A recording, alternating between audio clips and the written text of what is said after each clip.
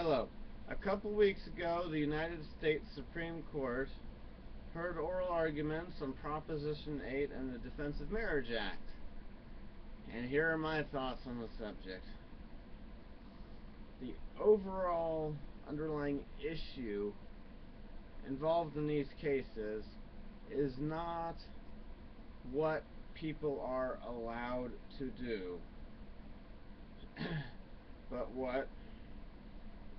whether the people, what individuals are allowed to do, but whether the people get to choose which actions are endorsed by their governments at the state level. When talking about this issue, a lot of people have misused the words legal, illegal, legalize. Something is illegal if it's banned and there's a punishment for doing it. The punishment could be jail time, could be a fine, could be seized property, objects involved in the illegal act. If you don't have that happen to you, then something's not banned and it's not illegal. Now, maybe you don't get encouragement from the government, but that's a different issue. Defense of Marriage Act and Proposition 8, neither of them gave 1 cent of fine or 1 hour of jail time to anybody who buys a car together, lives together, has homosexual sex together, or calls each other husband and husband or wife and wife, or goes to the ceremony, commitment ceremony of 2 men or 2 women. No one gets punished for anything. So it's inaccurate to say Proposition 8 banned gay marriage, or the Defense of Marriage Act banned gay marriage, or it would be legalized if the Supreme Court overturns those laws.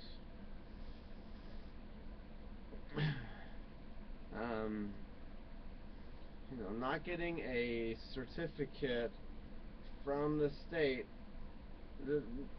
on the issue of marriage, giving a wedding certificate is what the state does.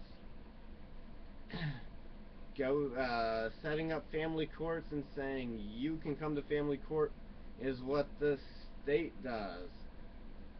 Not getting a marriage certificate from the state, being told that when you break up you have to go to a normal court, isn't preventing you from having sex, living together, calling each other wife and wife or husband and husband or anything of the sort. I'm not being prohibited or banned from being nuts about dogs because the state hasn't given me a dog lover's certificate yet. And I'm not being banned from following my religion because the state didn't mail me out a certificate as a follower of my religion. See? Got my underwear on. Some people have made comparisons between the fact that there is no homosexual marriage and the old bans on interracial marriage.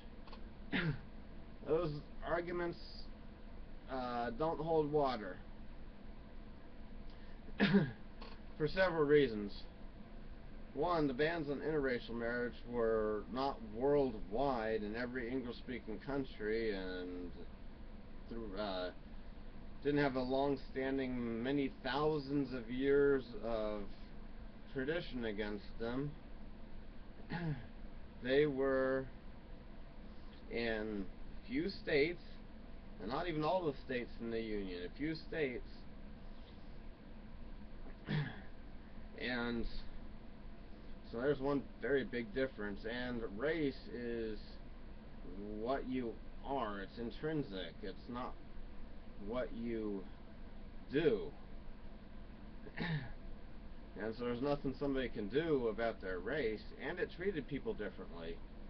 Black woman A, white woman B, hypothetical man A.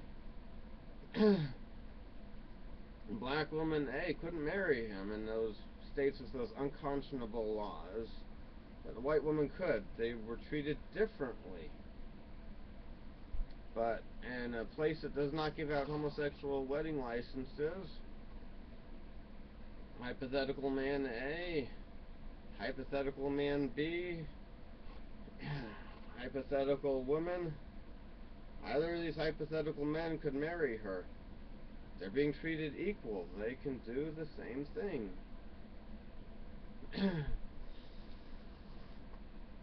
And it can't be said enough. Homosexuality is what someone does. It's not like their skin color. We don't need to give in to every urge that we have. Just because I've got a very handsome coworker who I felt some attraction to does not mean that I take the steps to act on that attraction. And just because you feel something doesn't mean you should do it. If that's going to be a guiding principle, then we need to make anything legal, because people with a bad temper, it was there. They have it. It's naturally there.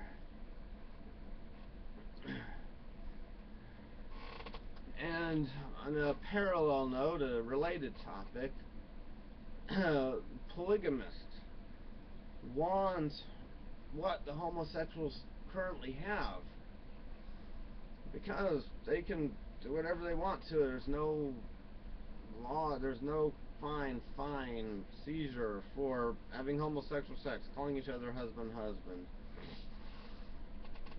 I don't personally know any polygamists. I can't speak for every single polygamist, but I've seen some polygamists give interviews on TV, talk about this subject, and at least two families have talked about it on TV interviews, and it's obvious from the interviews they do not want a marriage certificate for the second wife.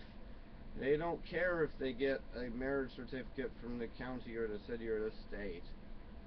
They want to be able to live their life. They want to have their own personal ceremony without getting the government to give them a certificate, and go on and live their married life.